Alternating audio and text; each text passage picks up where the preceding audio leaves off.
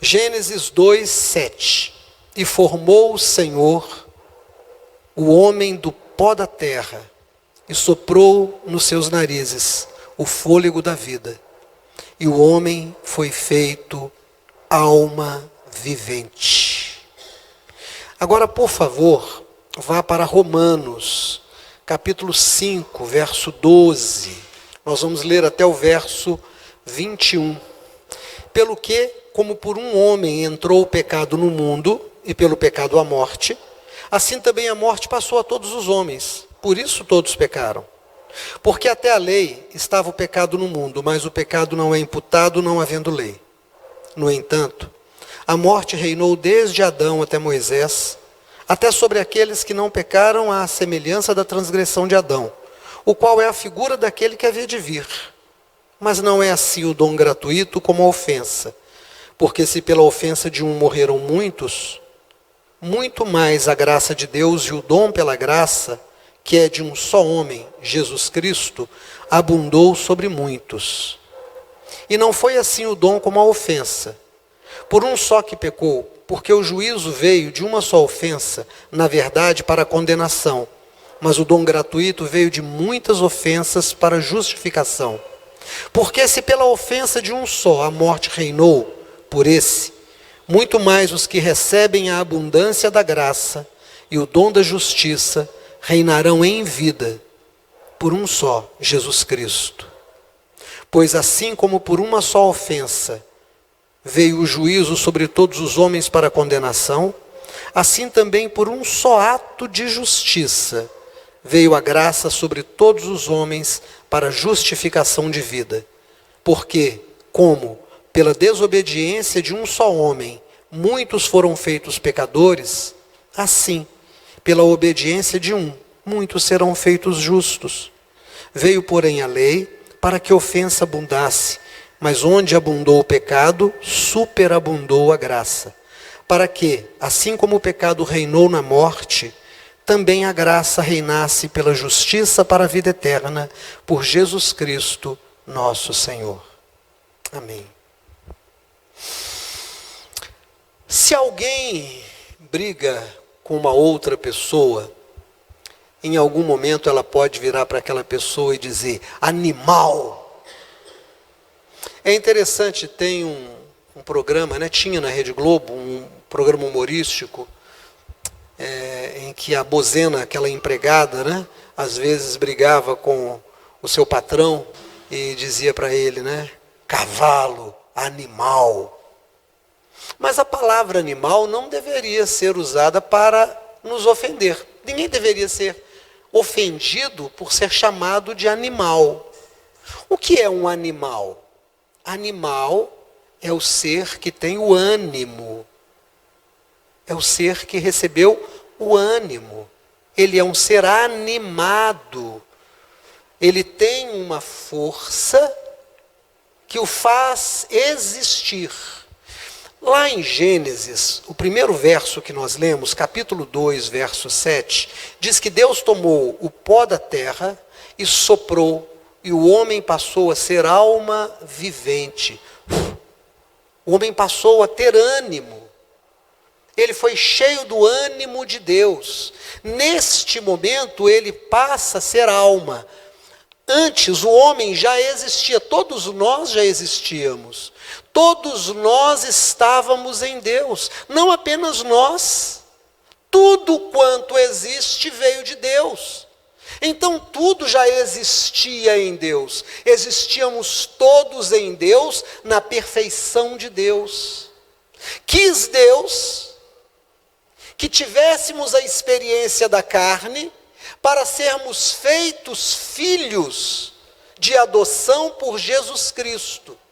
Então ele cria o primeiro homem, um modelo para que depois de muitos séculos e muitos milênios, viesse o seu filho Jesus para resgatar a humanidade.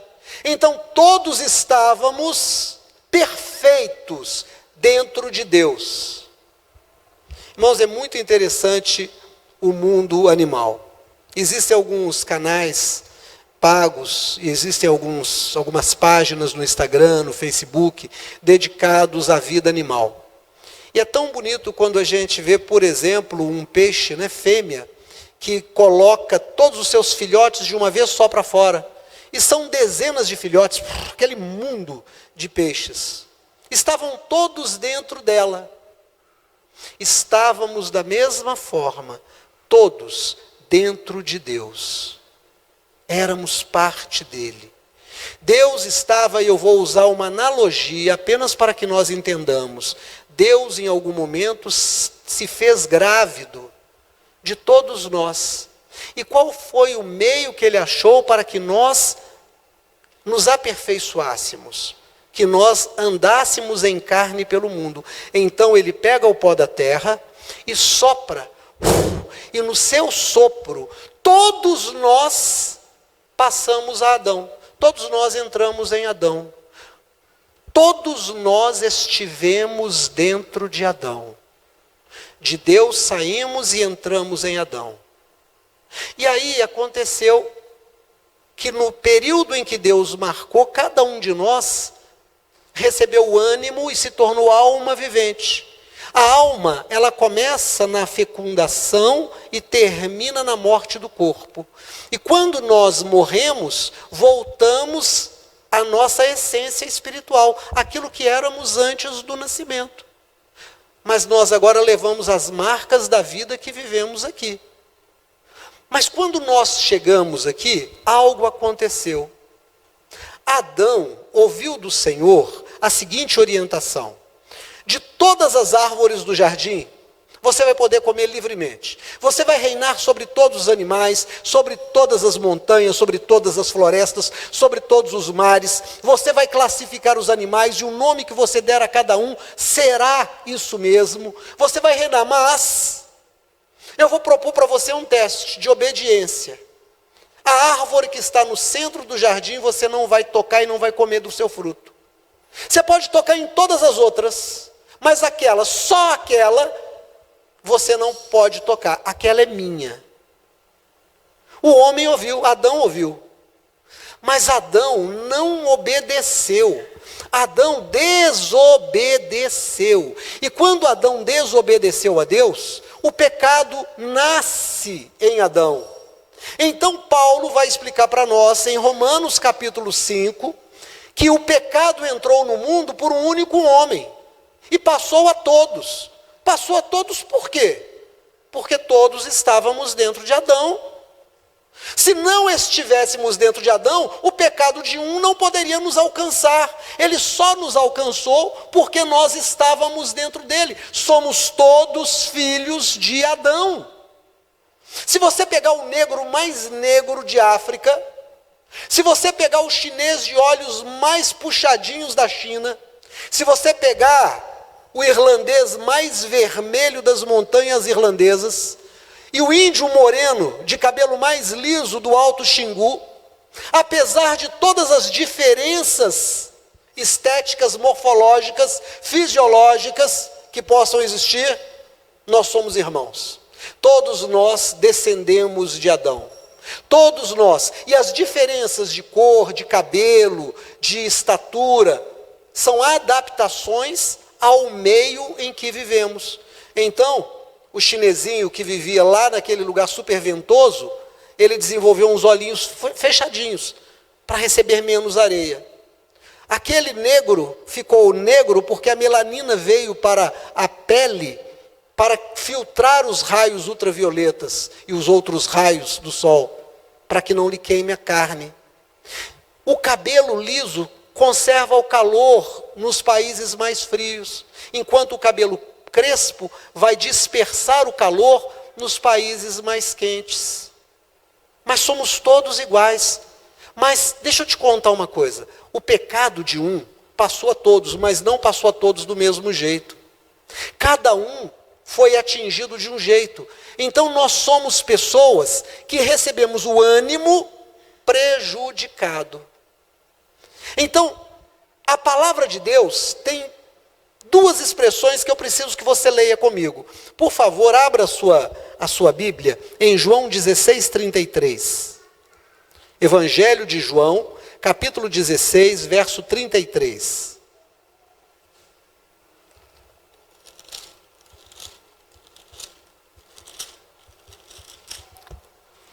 João 16:33. Tenho-vos dito isto para que em mim tenhais paz. No mundo tereis aflições, mas tende bom ânimo. Agora vá, por favor, para Tiago, capítulo 1, verso 8.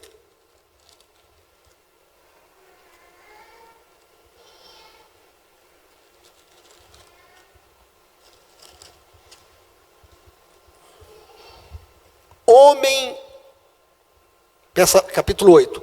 Homem de coração dobre, algumas Bíblias vão dizer ânimo dobre, é inconstante em todos os seus caminhos. O que é um ânimo dobre? O que é um bom ânimo? Ânimo é aquela força que nos faz existir, que nos faz alma.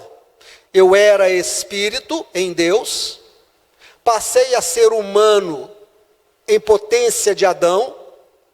Quando nasci, recebi um ânimo, o sopro de Deus me fez existir. Mas agora eu tenho livre-arbítrio. E eu posso ter bom ânimo ou um ânimo doble. O que é um ânimo doble? Um ânimo de duas caras, dobrado. Eu posso ser uma pessoa que ponho a minha escolha em ter um bom ânimo, ou eu posso ser uma pessoa que escolhe não ter um bom ânimo.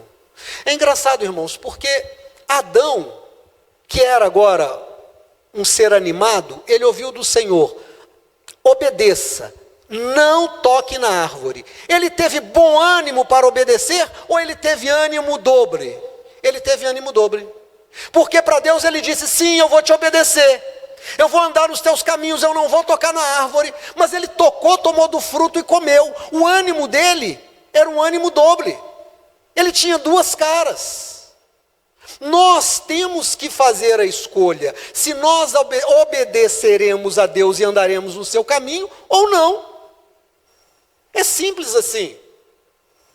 Paulo vai dizer que o pecado entrou por um e passou a todos, mas que a graça de Deus é maior do que o pecado, porque ele envia Jesus, e assim como o pecado de um alcançou a todos, e pelo pecado a morte reinou, pelo sacrifício também de um só, Jesus, os pecados de todos foram tirados. Então, nós temos o direito em Cristo de voltar para Deus. Mas presta atenção, eu levo comigo a consequência das minhas escolhas. Olha aqui para mim em nome de Jesus. Eu levo comigo a consequência das minhas escolhas. Qual é o ânimo que você tem com a sua saúde? Você resolve tratar bem da sua saúde? A palavra de Deus diz que Deus habita no seu corpo, que você é o templo do Espírito. Você pode ter um bom ânimo e dizer: eu vou cuidar melhor do meu corpo. Ou você pode dizer: ah, não, eu não vou cuidar, eu não levo isso muito a sério. E você vai desenvolver uma série de doenças.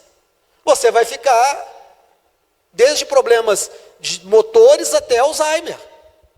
Você vai ter diabetes e pressão alta. Você vai ter problema de coração, desde uma disritmia até um infarto. Mas Deus não te alcançou, Deus não te deu a salvação, deu. Mas você paga o preço das escolhas que você faz com aquilo que você faz do seu corpo. A lei é a mesma coisa. O Senhor te alcançou, mas se você quebra a lei, você vai preso do mesmo jeito. Não aparece um anjo para tirar você da cadeia. Nós temos que entender que no plano espiritual, quando eu tenho um bom ânimo, eu sou abençoado. O que é ter um bom ânimo? Eu resolvo andar na presença do Senhor. Senhor, eu não sou perfeito, eu sou pecador, eu sou pecadora, mas eu quero andar nos teus caminhos, eu quero entender e eu quero obedecer. O que o Senhor requer de mim? E as coisas que o Senhor requer de nós são muito simples. Primeiro, que nós não façamos mal a ninguém. Segundo, que nós preguemos o Evangelho a todas as pessoas. Que nós sustentemos a obra do Senhor. Que nós criemos os nossos filhos na doutrina do Senhor. Que nós não pequemos contra a santidade de Deus. Não é difícil. Mas nós temos a opção de não ouvir a Deus e fazer aquilo que nós acharmos que devemos. Então, quer saber? Não vou obedecer a Deus. Não vou crescer no conhecimento. Não vou pregar o Evangelho. Eu vou viver como se a minha morada para sempre fosse essa terra. Eu vou viver para ter prazeres. Eu quero muitos prazeres, eu quero viver coisas gostosas, mas o grande problema é que cada coisa gostosa que você vive acaba. Não tem um prazer que permaneça. Você compra um carro novo e ele fica velho. Você constrói uma casa e um dia não mora mais nela. Você acaba de comer um prato gostoso e não quer mais, porque você não tem mais o apetite, está satisfeito. Você abraça alguém e daí a pouco você diz, me solta, eu não quero ficar abraçado. Não tem nada que permaneça. O que é que sobra para nós? A angústia, a tristeza. E os anos vão passando e você não consegue segurar as coisas. Tente segurar a beleza da sua juventude. Tente segurar a cor do seu cabelo. Tente segurar a criança que você põe no colo e que você ama. Criança, ela cresce inexoravelmente. Isso não faz parte do seu poder. Tudo escapa das suas mãos. Você vai ficando sozinho. Você não pode nem dizer, essa pessoa que eu amo, com quem eu vivo, vai ficar comigo hoje o dia inteiro. Ela pode ir embora, ela pode morrer. Nós fazemos escolhas entre viver para nós ou viver para Deus. Aí a palavra de Deus vem e diz assim, tende bom ânimo. Tende bom ânimo, resolva obedecer, porque eu vou cuidar de você. Ou você tem o livre-arbítrio. Você pode ser uma pessoa de ânimo dobre. Você pode ser uma pessoa falsa para com Deus. Eu sou religioso. Qual é a sua religião? Eu sou evangélico. Mas você odeia, você guarda mágoa. Eu sou cristão. Mas você deve e não paga. Não, eu sou de Jesus, mas a sua boca, quando você está com raiva, fala coisas terríveis, amaldiçoa, diminui, agride, humilha. Você diz, eu sei que o Espírito Santo habita em mim, mas quando você toma uma fechada, você vai atrás e fecha, e briga, e desce, e faz. Você é uma pessoa de ânimo dobre. Você está fazendo escolhas. Mas pastor, eu não consegui. Você teve uma fração de segundo em que você podia ter escolhido obedecer a Deus. Você teve uma fração de segundo em que você poderia tirar o pé do acelerador. Você teve um momento que você poderia ter dito, eu não vou responder. Você teve um momento em que você disse, eu não vou amaldiçoar. Mas você deixou passar. Você se ensoberbeceu, ficou soberbo. Mas eu não posso levar esse desaforo. Mas eu não vou fazer desse jeito. Irmãos, tem uma coisa que Deus dá a todos de igual maneira. Eu falei isso tanto essa semana para tanta gente. O tempo é algo que Deus deu para todos de forma igual. Pega o homem mais rico do mundo, segundo dizem Elon Musk, né? É o homem mais rico do mundo. Talvez ele seja o primeiro trilionário do mundo. Está quase chegando lá. O dia para ele só tem 24 horas, não tem 25. Pega o mendigo mais necessitado das ruas. O dia para ela tem 24 horas. Aí o Senhor vira para você, Ele te dá 24 horas e diz, tende bom ânimo, faça boas escolhas, anda na minha presença. E aí você diz, mas eu não posso servir a Deus como Deus requer de mim. Porque eu tenho outras coisas para fazer, meu irmão, a escolha é sua, mas deixa eu te falar, você vai pagar lá na frente. Porque a graça não tira a consequência das suas escolhas. Como você vai pagar com a sua saúde se você não cuidar dela? Como você vai pagar para a justiça se você faltar com ela? A graça é salvação espiritual. Nós temos a possibilidade da escolha. Leia Deuteronômio capítulo 30, verso 19. Os céus e a terra tomo hoje por testemunhas contra ti, que te tenho proposto a vida e a morte, a bênção e a maldição. Escolhe, pois, a vida para que vivas, tu e os teus filhos. O Senhor Deus vem e diz para nós assim, olha que eu tomo o céu como testemunha hoje, que eu ponho diante de você, mais uma vez, a opção, tem de bom ânimo ou tenha um ânimo dobre. Você tem diante de você a vida e a morte, Aí o Senhor Deus vira e bondosamente diz: escolhe ter bom ânimo. Escolhe ter bom ânimo. Escolhe obedecer. Escolhe andar na minha presença para que você viva, e não só você, mas também a sua descendência. Porque a Bíblia diz que a bênção do Senhor vai até 1000 gerações daqueles que o amam e o temem, mas que a mão dele pesa sobre até a 4ª geração daqueles que não andam na sua presença. Que adianta o homem ganhar o mundo inteiro, todos os prazeres do mundo, se ele vai morrer? Mas lembra que eu falei que nós viemos de Deus? Que nós fomos perfeitos em Deus? Irmãos, Deus não perde uma batalha. Olha aqui para mim, Deus não perde uma batalha.